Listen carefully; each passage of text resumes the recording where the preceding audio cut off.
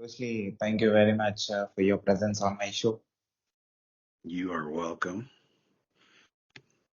So, and it's an honor for me to interview you and tell about the work that you are doing and the positive energy that you are sharing through your social platforms and through your books to the world. Well, thank you. Thank you. And you're out of India, correct? Yeah, For some reason, I've been getting a lot of podcasts and from that, come out of India. People invited me on the last year or so. Yeah. awesome. Yeah. So I'm glad I'm connecting, internationally. I also had a kind of a weird thing the other day. A famous actress out of Pakistan who has several million followers, posted one of my quotes on her Instagram. And, I've never met her or anything, but since that happened, I got a couple of thousand new followers, kind of thing.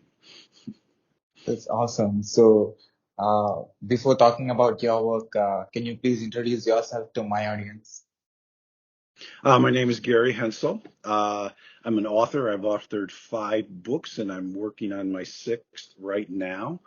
My last book, Lessons for a Spiritual Warrior, was a bestseller and won some book awards.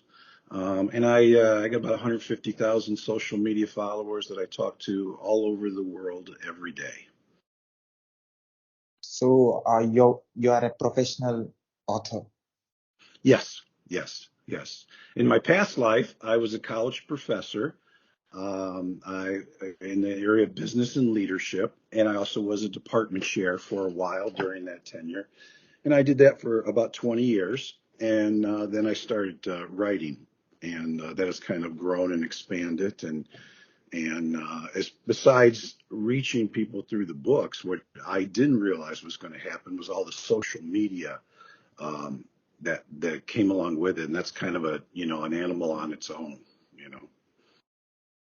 So, what's your first book, and what is the motivation for that? I taught leadership, and I always thought, once I move on to the next phase of my life, I'd like to write a really good leadership book. But the more I worked on it, it kind of became more of a spiritual book, about spiritual growth and growth of the individual, and life lessons, that type of thing. And so it kind of really moved my focus, and that's what I've been doing now for about 10 years.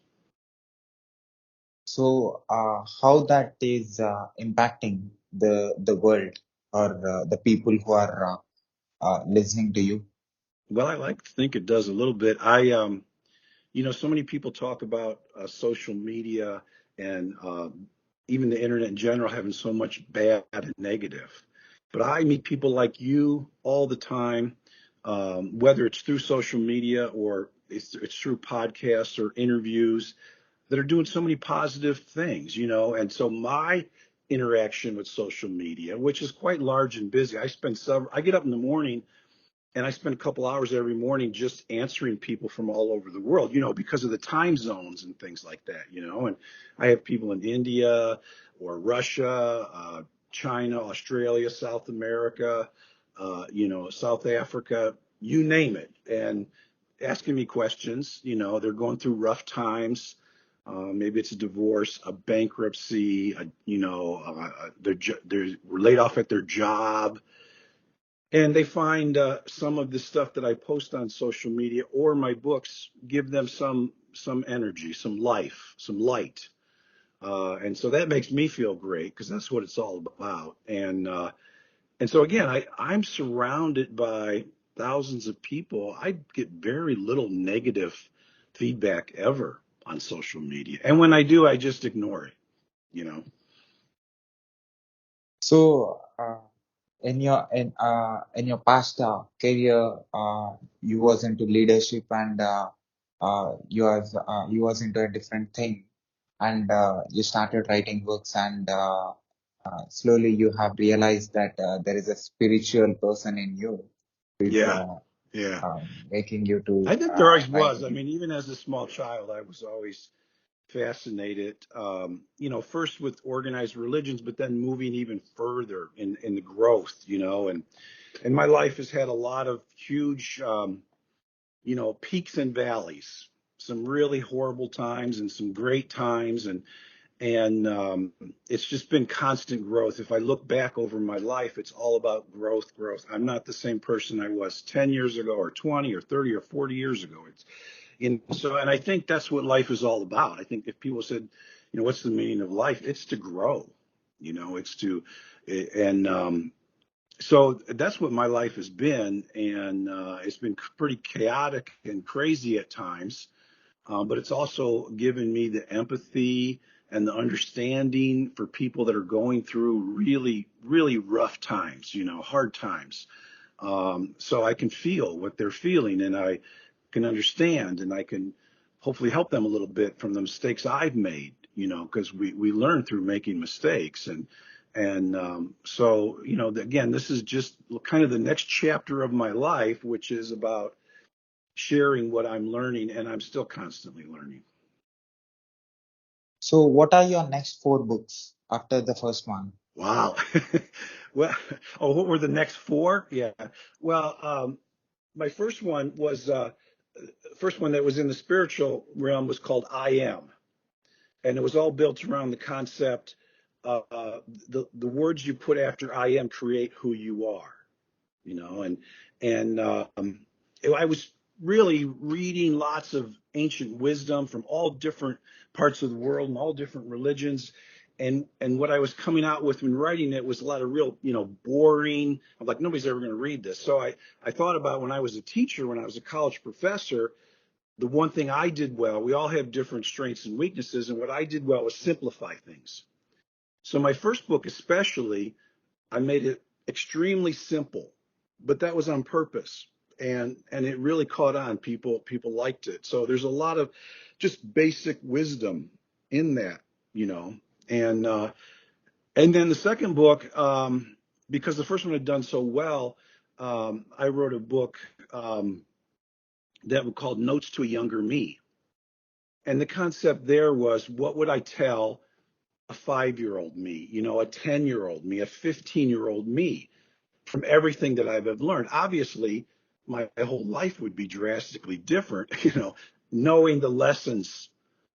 If I could grab that 15-year-old and talk to him, and his life would have been so much easier and so much more prosperous and loving and everything. But uh, I wouldn't be the person I was if I didn't go through the lessons I had to learn, you know. And that book was kind of almost really, all my writing is written to myself. It's about my healing and my growth. And then, so both those books did very well. And the last book was Lessons for a Spiritual Warrior, and that was, again, just continued development of my growth, and then wanting to share that, my growth, my healing, and sharing that. And those have been the three books that have really caught on to the genre of spiritual life growth. Some people call it new thought, new age. Some of those terms get thrown around, that type of thing. I also was asked to collaborate on a book um, that was a group of inspired individuals out of London, an organization called um, the Powerhouse. And I've won some awards through them, and I've spoken in London for that organization. But the Powerhouse Global Group, and so I wrote one chapter of a book that they put out. And it's a beautiful book with a lot of great and inspiring people on that. And then I've written a book that's called The Pullman Effect, and it's about, lessons about leading people. And at their core, what do they need and what do they want? And so that's where I'm at. And now I'm working on another book that I'm very, very excited about. It's been slow, but that's how the process is sometimes. So, spirituality is something that is not being physically with ourselves, going beyond the body and thinking about something uh, Yes. which is beyond. So Yeah. being a teacher, being a professor, teaching different things, coming out from that profession and trying to go into a different phase of life and not just putting in yourself, you're trying to express yourself through different platforms and different mediums, especially through your books. So, what do you understand about life in whole? Life as a whole. Yeah, Yeah. Um, some of the most important lessons that I have learned, and I do think they're a core for a lot of people. One is that you have to learn to love yourself. And I know that sounds silly, and people that don't really have any spiritual building blocks to start with think it might be, the ego, but that's not what it's about, you know. And so coming out of some of the hard areas of my life, there was times I had very low self-esteem, and I was doing things for the wrong reasons and doing things out of fear. So I've spent my life learning how important it is to love yourself, because you really can't love somebody else in a healthy way until you love yourself in a healthy way, you know. And as you do that, as you grow, as you become healthier emotionally, mentally, and even physically, because it's all connected, right? And then you attract people like yourself, and then you get in healthy relationships that keep growing, along the way.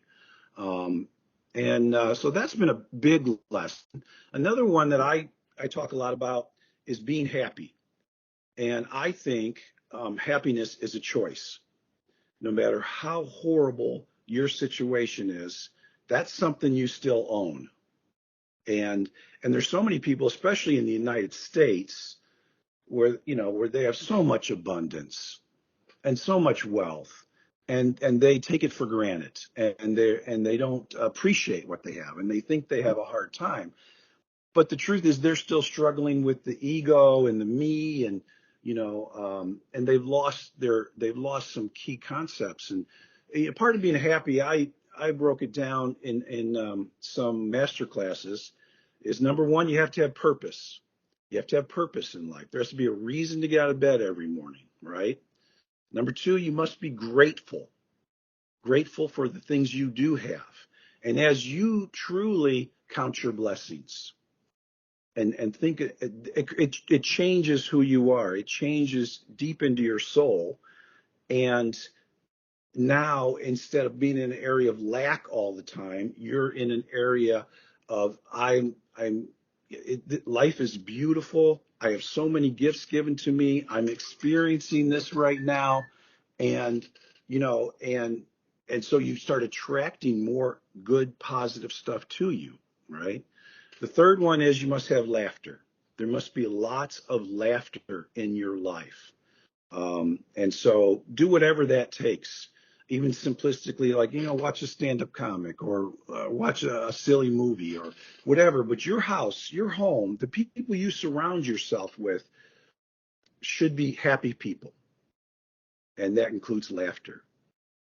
And last one, the fourth pillar that I put in constructing happiness is you must give back. What are you doing in the world that's helping other people every day? And if you do those four things, you will find yourself more and more and more moments of happiness. None of us are perfect. We're always going to have sad times. We're always going to we're human. We're going to have times we feel sorry for ourselves, we're the victim. But when we start changing that percentage, like more and more of the time you're grateful and you're happy and you're laughing, then the other, you are then, moving in the right direction, you know. So those are the two. I think those are two huge lessons, and maybe it'd take a whole lifetime just to learn those two, and get them down. so in this spiritual journey, have you understood why we as a humans, have the feelings, thoughts, and emotions connected to a physical body? Yeah, I mean, that's what so much of the different religions and the great thought leaders, and that concept, like, why are we here? what is our purpose? You know, um, some of the people that I had in my life early on, there definitely was love, there was friendship, there was things like that. But I realize now, looking back, that they didn't want to grow like I did. So I realized I had to surround myself with people that were growth people. Um, and so I think if we stay in that, we're staying in the ego. How much money do I make? What kind of car do I have? What job title do I have? Is my spouse pretty enough? All of those types of things. Do I have the right amount of children? Whatever it is for you, that's just all the superficial stuff. That's not you. That's the ego talking. And I believe everybody truly deep inside them does want to continue to grow. And that can mean a lot of different things, but in my area, I could grow spiritually, you know. And in this vast experience, you have learned a lot, and you have understood a lot in your life, and you're putting that in different books of yours. So the experiences that you have now, you are expressing it. How is that? Well, I think that's my life even before as a college professor. I was in the corporate world before that, and I was my last position. I was director of human resources. And in that position, there was a certain amount of fulfillment, but I still wasn't fulfilled. So that's why I moved into teaching, because I guess I needed to share, I needed to help people. But you go back further, I did that for many years in industrial settings, heavy manual labor. So again, you see the life growth, ditch digger to lots of degrees, and then a corporate career, and then into academia and teaching, and now into writing. And as I sit here now, I say, well, I'm probably going to, die as a writer, my physical body. But who knows? The way my life's been going, 10 years from now, I might be off to something completely different. And but where this wisdom is coming in you, the positivity that you have, the positive thoughts that you're sharing. I saw your Twitter account. It is a collection of so many thoughts.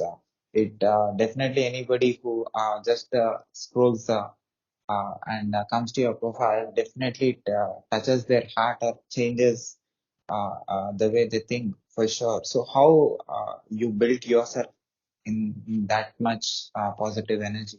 Yeah. And like I said, both my writing and really my posts are so much for me. You know, it's like I need to continue to read and listen to the great thinkers throughout time. I need um, to read some powerful quotes that I've read thousands of times, but they're still, even I need. And so I guess it's a lot about, and it may sound selfish, but it's a lot about my own healing and my own growth, you know.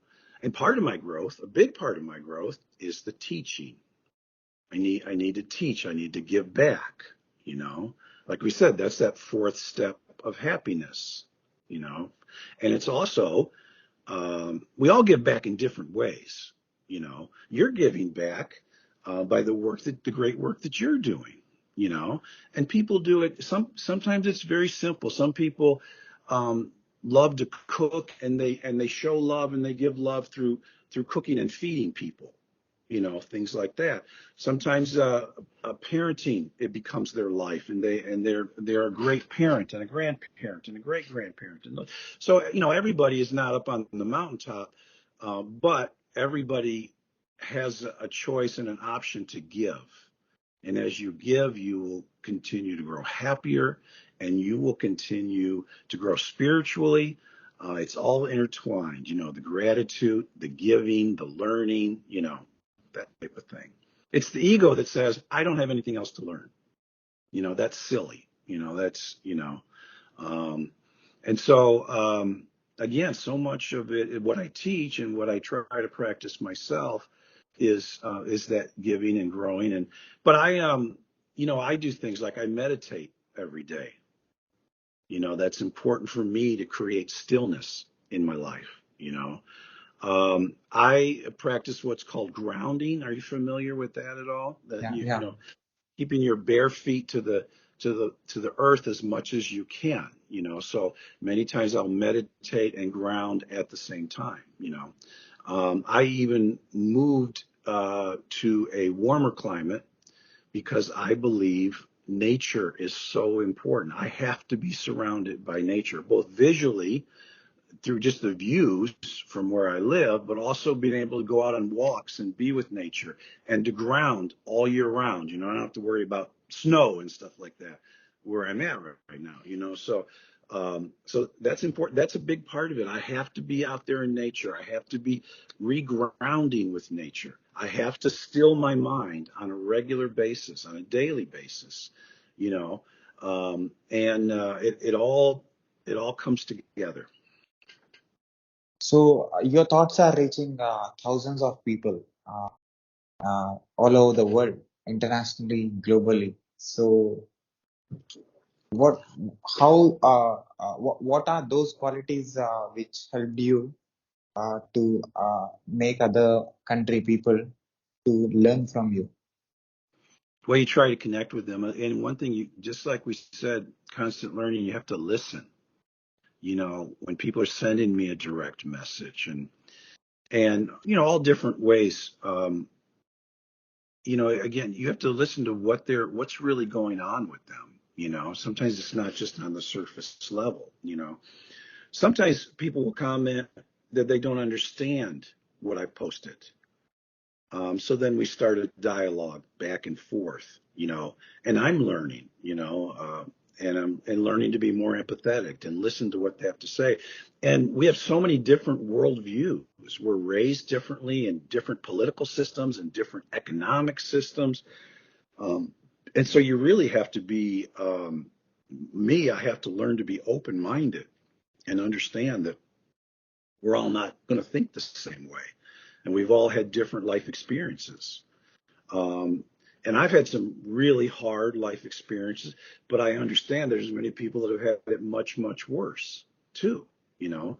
Um, and so, and you're talking to somebody who's just going through just some horrible life situations, and it's tough sometimes to connect with them and get down to the empathy you need, and they're having a hard time accepting some of the things that you're talking about, and you have to accept that too, that's okay. Like how sometimes I know in all the countries people argue about politics. you know well, as you grow, you realize that I don't need to convince everybody to think the same way I do. You know, that's silly. It's just not, and that's the ego. You must think like I do.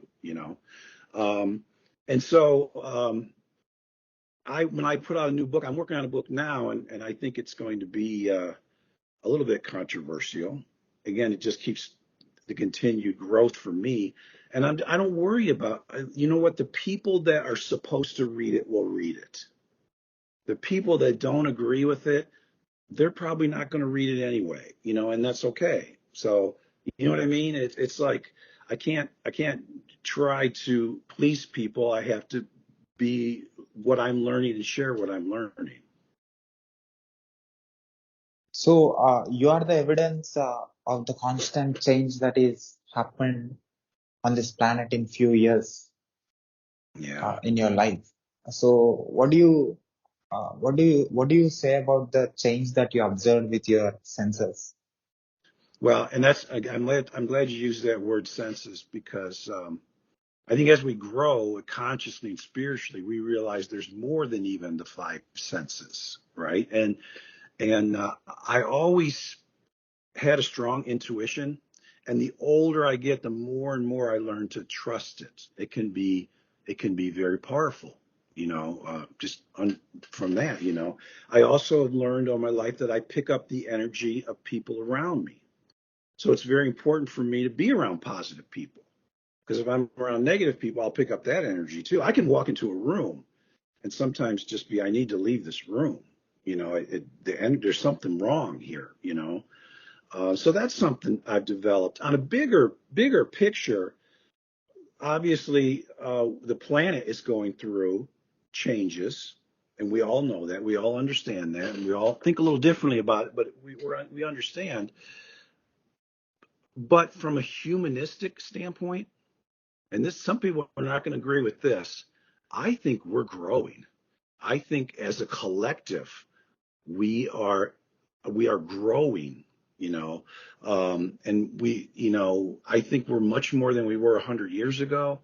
I think moving into the future, we're learning more about energy and how we connect. We're learning about how we can use our conscious to create and empower ourselves, those types of things.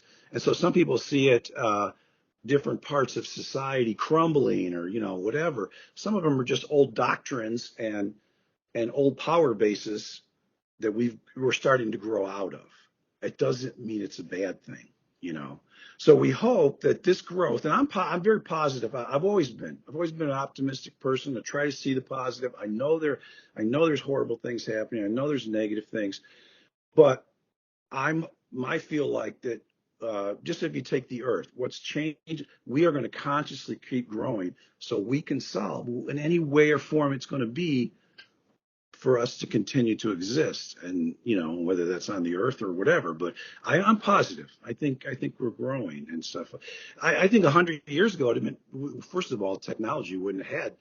If I was an author, I wouldn't be talking to people all over the world every day. That's a technology, and I know a lot of your site is about technology and growth and innovation, and so you take some of these like Twitter and Instagram, whatever one you're into, LinkedIn, we're touching people, we're communicating all over the world now, right? I mean, that's fascinating. You know what I mean? And that's what I learned when I started writing. I thought I was only going to connect through the books, and my publisher said you need to establish a social media presence, and I did that, and it just grew organically, grew exponentially. It was something I was not expecting, you know. So my connection on social media has become as large as mine as an author. You know what I mean? So that's what I talk about. I don't know where I'll be in 10 years. 10 years ago, I didn't think I'd have this kind of social media communication going on. 10 years from now, who knows what I'm doing? So again, I know through your site that you talk a lot and have some great guests on, about innovation and how it touches us and how we change as humans. And just like social media and the internet, technology in general can have good as well as bad. I mean, there's some great things that we're doing. We see before us the combustible engine being replaced by electric cars, right? I mean, that's happening. There's a lot of people that are still not believing it, but I'm telling you, it's coming, and it's coming fast, And we're finding out that they're in the big picture, they're actually cheaper to operate, and they're better for the environment, And people say, well, you still got to charge them up, so but the energy they're using to charge it up is nowhere near the kind of footprint you put on a combustible engine, that type of way. So that's an example of technology is creating change, and it's creating change for the good. And whenever change, people resist change. In general, people resist change, but it keeps going whether you're ready or not, So So, as an influencer, as a person who spreads positivity around the world, there will be a lot of top technology experts who will be listening to your words through this podcast or through this medium. Uh, with vast experience that you have as an author, as a thought leader, as a motivator, as a positive human being, what words that you can say that they can put in their mind in the technology tools or services that they are going to create, and which will definitely create impact on millions of people? Yeah, and again, it kind of goes back to the core.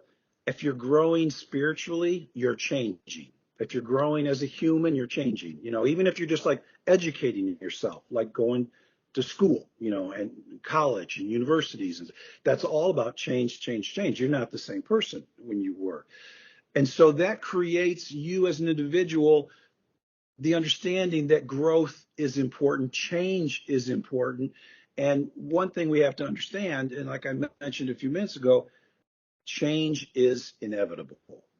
It's just one of the core laws of life, of the universe, of Earth, change. So if you're a person that doesn't change very easily, um, you're going to have a tough time. And what it tells me as like a spiritual teacher, it tells me that you're kind of stuck in the ego. You're too much of your life involves the ego.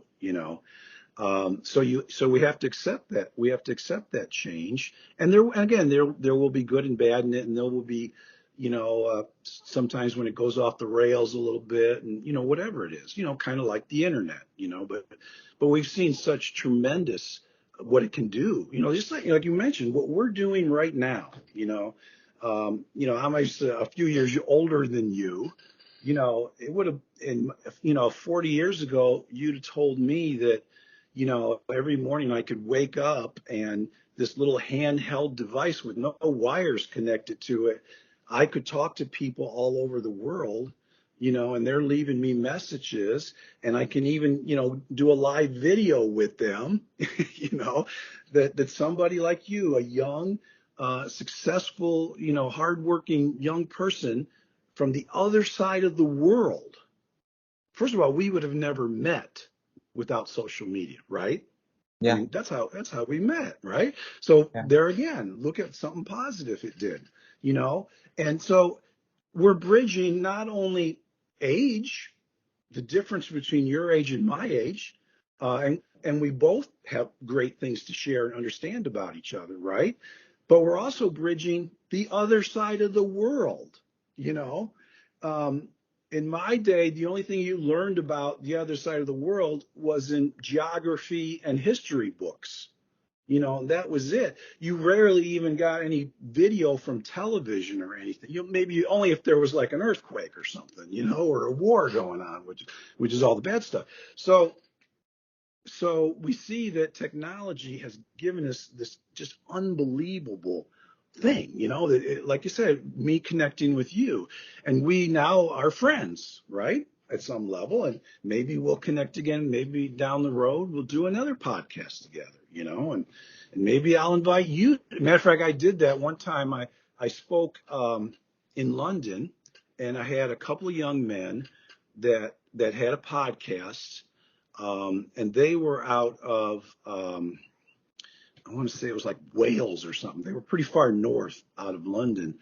Uh, and I said, hey, I'm speaking at this presentation. I'd like to meet you guys face to face, because they had interviewed me like three different times at that point, over a couple of years, and so I invited them up, and I said, why don't you be prepared to do like 15 minutes? So part of my speech is I'm bringing these young men up. I met them through the internet, and they're doing some great things, like you are, and I let them talk and it was a great experience for them. They had never spoken in front of a crowd like that or anything. So that's another example. Who knows when our paths will cross again? You know, but they would have never crossed without the technology. I would have never met you. More than likely. so what are those things that won't change even the change is constant? Wow. You stumped me, huh? Like, well, we're still human. We're always going to be human. And we always are going to make mistakes and have setbacks, have heartbreaks. Um, we're not always going to be healthy in the relationships that we get in, that type of thing. Um, Sometimes let's say you had a 5-year relationship with a beautiful woman or a man, whatever, and then it broke up, and it's extremely painful. you understand as you grow that you were part of that. It wasn't just the other person hurt you, that relationship broke up for some reason, but it was when you met that person, that's who you were. And many times these breakups aren't necessarily bad because maybe you grew. Maybe over that 5 years you grew and this other person didn't. You know what I mean? This man or woman, and that really was okay. Now you no longer were on the same page, and you had to keep growing. It's not that you don't like them. It's not that you don't love them.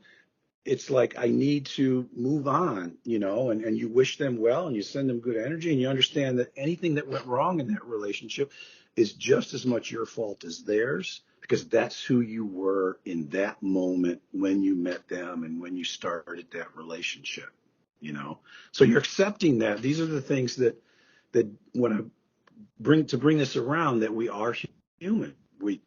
We're never going to be perfect, and so those are the things that don't change. The basic core humanity. All of us are capable of horrible things too. You know, even down to the level of evil. You know, we're also capable of tremendous love and empathy and compassion and those types of things. So those core human values, and like I think you spoke a little bit ago, as your consciousness raises, you are kind of at times leaving that human realm. You're onto other level senses that most humans will never experience, at least not in this lifetime. You know what I mean? So it's a good thing. You still have that physical body, and you're still going to go back to it. And then there's still going to be times when I call it being very human. That means, you make mistakes, and sometimes I'm very human. Um, but when you get those moments when you transcend, and it can come, obviously it can come from things like meditation and yoga and grounding and nature hikes and all kinds of that, but it can come in anything. You could be a great musician, and there are moments where you just transcend. You understand what I mean? You know what I mean? Yeah. Or you could be a great actor and you get in that moment of flow. You could have any kind of skill. You could be a great wood maker, of fine furnitures and things like that. And you get in modes and you get in flows, and you're leaving in some level like that human self, and you're creating, and you're creating beautiful things, and life at that in those moments, life is easy and it's fun and it's empowering. And we love those moments, right? The little glimmers, and it when, and you sometimes, hopefully as you grow, you start realizing them, like, wow, that couple of minutes was great. I want to get back to there again. So what doesn't change is that core human, which so much of that is the ego and embedded in our genetics and our background and generations of acting and talking and doing certain things and stuff. But it's those same individuals that create the technology that have let you and I talk. They're creating technology to go to other planets. We're doing that, right?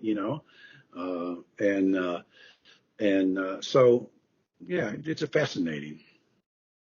Have you understood the purpose of your life? The what? Purpose of your life? Purpose. Wow.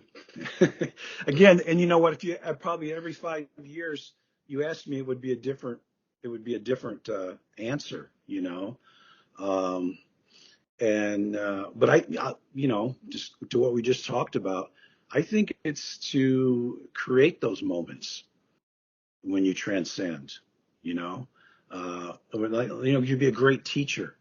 I used to be in the classroom, and they would be like a 3-hour class, let's say, um, and then it's over and I'm driving home and I'm like, wow, it only seemed like I was in there like 20 minutes, but it was 3 hours because it was fun and enlightening, and everybody was connecting and talking and learning and growing. You know what I mean? That's that flow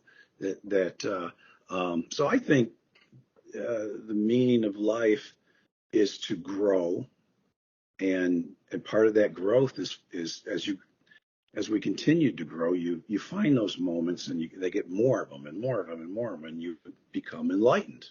right? So, as an author, you only concentrate on human beings or either nature or other species as well. Yeah, I think nature is tremendously important. I mean, first of all, we are part of nature. People always act like there's nature and then there's us. Like an elephant is part of nature, but a human is not. Well, no, that's silly. It's all part of the same ecosystem. Um, and so that's we're all connected. It sounds cliche, but it's true. The energy of that tree, the energy of that elephant, the energy that comes from the sun, your energy. We're connected as humans, but we're also all connected in nature. And a lot of the great um, religions and spiritual growths all over the world, um, understood that, sometimes more than we do now, um, and so that connection is nature. And that's why for me, I need to be in nature a lot. If I'm not, I'm hurting. You know what I mean? Matter of fact, when I was looking for a home a few years ago, and I said the number one thing, because there were how many bedrooms, how many bathrooms, I said I need a view. I need a nature. I call it nature view. Looking at a bunch of buildings is not a view to me. Some people like that. It's like New York City,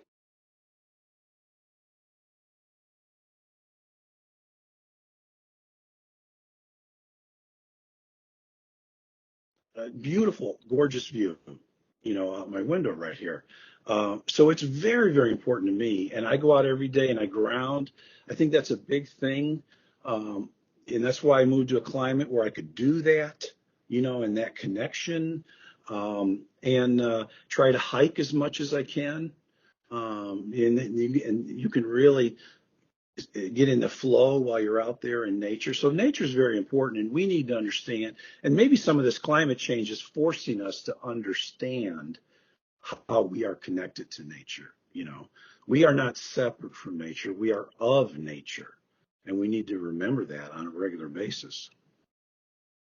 So, human beings are into different industries and in different countries and in different parts of the world. So, why one person won't think like other person? Explain to me a little more what you're looking for. Why this difference? Two human beings won't think in the same way. Why this conflict happens? Why Yeah, this nature created yeah. things which are mismatching? Well, I think first of all, at our core, we are all the same. You know what I mean? I mean, we all want the same. And that's one thing that travel teaches you, that other people sometimes they look a little different, they have different traditions, they have different foods, but at their core, they're all the same. You know, we want to be safe and secure. We want to have shelter and food. We want to have family and somebody that loves us. We want to reproduce, all those types of things. We want peace. I think everybody at their core wants peace, you know. But again, that ego, that all these thousands of years of conflict, you know, um, at its core, what it is the ego. Like I need to own your land, so now it's my land, or I need to control you as a group of people, or I don't agree with your religion, so I'm going to wipe that out. See, it's all me, me, me, ego, So not just obviously some leaders were behind many of those things, but people in general were too, as we um, an analogy would be, what sport do you like? You like soccer or cricket or any sports Yeah, that you cricket. like? I'm a professional cricketer. Oh, wow. Okay, fantastic. So you got your team, right? That's your team, and then they're the other guys, right? Yeah, And I know in America, people are just diehard to their team, which usually has a regional connotation. Like if you're from Chicago, you like the Chicago Bulls, right? I mean, and um, that is kind of the same thing playing out. I mean, obviously we're not killing each other, but you sometimes you hate the fans of another team, right? It's silly. It doesn't make any sense. It's just a bunch of grown men or women, or sometimes even kids playing the sport. And at the end of, and I love sports too. I'm a huge basketball fan, and I grew up in Chicago area. So I grew up through the great Bulls teams and Michael Jordan, and all that stuff. And even though I don't live there, I still follow the teams. But where 40 years ago, I was Darha, if they lost, it affected my mood. I hated the other teams, and I don't feel that way anymore. I do want to win. I enjoy watching the games. But when it's all over, I say, it's a game, not the end of the world. And I don't have the hate for the other teams that I used to. But I mean, that's the analogy, that's that ego, my team, and we formed into groups or tribes or whatever you want to call that, and then we connect it with that tribe, and that's part of humanity. We want connection with other humans, and that's good and that's important. But what we don't realize is we need to connect with all humans, not just our tribe, right? And so that's where these conflicts come that we see all the time. It's tribalism, and it usually involves money or land or controlling people or controlling how people think. That's all the ego. So when we see that kind of stuff, we know simplistically that that's the ego, not that's not the soul of a person. That's not, you know what I mean? That's the ego of either the leader or all the people. That's the ego controlling too much. Me, us, that kind of thing. Yeah. So, we as a human beings from different parts of the world, uh, so advancing, like you said, you have seen the constant change that is been happening in your life. So, where we are going, where we are today. You saw the advancement. You saw how humans are thinking and being the reason for the drastic change. Today, we are able to communicate like this because of the Microsoft Teams, a technology tool. So you know what happened 40 years ago. Now you are seeing something is happening with the same eyes. And how do you define this the change or comparison? Well, my optimism is from people like you in your generation and how you are reaching out to other parts of the world. I've seen you talking to people from all over, and great thought leaders. Which, by the way, from your own growth is fantastic. I mean, you're learning, you're reaching out and say, there's people I can learn things from, and taking a little piece of each one of them. That shows me that you're really on a growth path. And I would, I've coached a lot of people in sports. I've supervised a lot of people in the corporate world and in academia, and I've taught a lot of people. And I would, and also I told you earlier that I have a strong intuition, right? Well, I'm telling you right now, I feel like you're going to go on to do great things. I just the energy, I see what you're doing, but I also feel, some. So to answer your question, that it's going to be young people like you using technology. See, you're reaching out to the other side of the world to try to understand, and then those people are more able to understand you. So it's no longer them and us. It's like I have actually a lot of friends in India right now. I have friends in Japan. I have friends in Australia. You know, and many of them I eventually do meet at speaking occasions or award banquets or something like that. So it's fascinating. So I have a lot of confidence in people like you, both that you want to grow and you want to help people, but you also understand to use technology in order to do that. You know what I mean? Yeah. So you're the key. You're the core right there. See, I mean, like right now, uh, and well, I have a question for you. Like, how come I sell so many books a in India, do you think? I do for some reason. It's probably my top market. Why do you think that is? Just, I don't know. What do you Uh, think? you, you mean the areas where your thoughts can reach? Everywhere, everywhere in India. Yeah. Through Yeah. this, Yeah. through this podcast, definitely the Yeah. top leaders can able to share the great work that you're doing. Yeah. And Well, I got that opportunity to share. yeah. Yeah. But I'd love to see what you're doing in 10 years, 15 years. I think it's going to be great things. Like I say, I feel great energy from you, and I really appreciate, calling me up and having a conversation. And I have a couple of questions. With your Okay. permission, I will ask. Yeah. So, uh, as an experienced person, as a influencer, as a person who can able to influence thousands of people around the world, uh, we as a human beings growing, advanced, now we are able to create energy and machines and machinery with which we can able to travel into the space we are going, and there are people like Elon Musk and NASA is doing that. And also India also Sure. recently has sent Chandrayaan 3 to the moon. So Mhm. Russia is also in the competition. So how do you define this humans growing and going out of the planet? Yeah, I don't, like we talked about climate change and how we're going to address that. And I do think that we're going to solve it one way or another. And I do think technology is going to be the answer.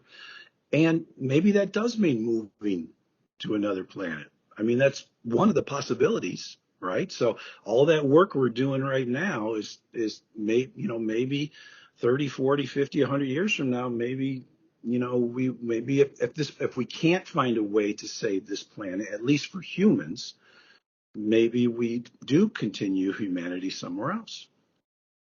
Possible.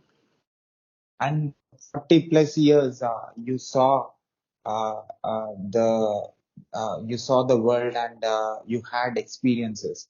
So the people or the species who will be watching or listening to this podcast or this conversation from anywhere on this universe, if this reaches or if this video or audio is saved in any data center or any storage device, and if they are listening to you, what core values that you have understood in this life experience that you want them to follow or to have, that should be there no matter how many years humans or other species live, what those core values should be there for any species. Well, we've hinted at it a little bit, but like you said, from a worldview, and we have to understand that we're all connected. And again, it sounds like a cliche, but it's truer than people realize. The energy, like how many thousands of miles are we apart? But I can feel your energy. That's not just, you know what I'm saying? And it's because we're connected. And the more we understand that, the more we will strengthen that connection. And the less we will have wars, the less we will fight over, we'll share more and things like that. When we understand that it's just, this connection is fascinating. And there's people like Albert Einstein and Thomas Edison and even Tesla, not the car, the original guy, that talked about this. And that's even just from a scientific standpoint. So they're getting more and more proof that this is true, but we are connected, every human being as one, the one consciousness, and we need to understand that. And at last, what is your observation about my work? Huh? What is your observation about my global communication that on my YouTube channel and podcast? Oh, I love the work you're doing. I just, and I thought it's very eclectic, like you would have somebody like me on and stuff like that. And I'm going to dig deeper and watch some more. I watched several of your your YouTube posts and things like that. And I'm interested in finding some more on there. And so, like I said, I'm interested in continuing our relationship. I personally did masters in software engineering, also bachelor's in computer science and engineering. Right now, I'm doing some DevOps engineering projects. Also, I'm a software developer for a London company. I'm working remotely. Apart from that, that is my full-time job. Yeah. Apart from that, I'm interviewing experts like you who are already doing great things and trying to bring some positive change in the world and trying to spread this positivity through my mediums, the small amount of following that I have, not more than, not even half of yours, but I'm trying my best to spread the positive word through experts like you. So how this energy, these interviews, the great people like you coming to my show, how this is going to helpful for me personally and how this is going to impact the world in coming days. Well, you're already like you have all this academic background in engineering, in a certain area of engineering. That's very technical, it's very analytical, that type of thing. But you're interested in expanding out. That's like the other side of the brain. Much of your core career is analytics part of the brain. And a lot of what we're talking about is conceptual, and stuff like that. So just the fact that at your young age and the kind of work that you do every day, and then expanding that I mean, that shows that, again, you want to grow, you want to learn, you want to see how you can find connections between that analytical stuff you do every day and then spiritual growth and things like that. And there are connections, yeah. I'll share your web links in the description of this video, also on the video as well. People who finds our video on YouTube or anywhere in the on social platforms can able to learn from you, can able to learn from the books that you are going to write in coming days, definitely. Can you spell it to my podcast listeners? Just my name in general. Yeah, your social media presence where they can get Yeah, information. yeah. My name is well. I also got. I guess we could do a video. Can you see that? That would be Yeah. helpful. This is my last book, Lessons for a Spiritual Warrior by Gary Hensel. It's GaryHensel.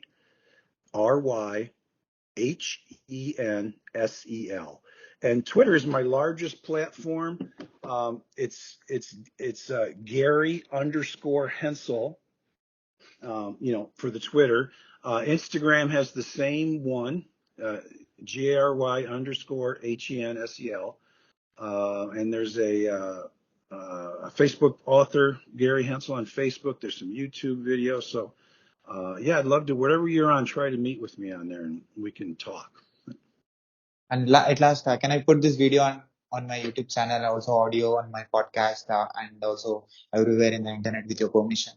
Yeah, absolutely. And I will spread it out too to my followers as well. Thanks, Gary, for your valuable time and sharing your valuable experience and answering some of my questions. Okay. I appreciate the time. Thank you. Thank you, sir. Bye.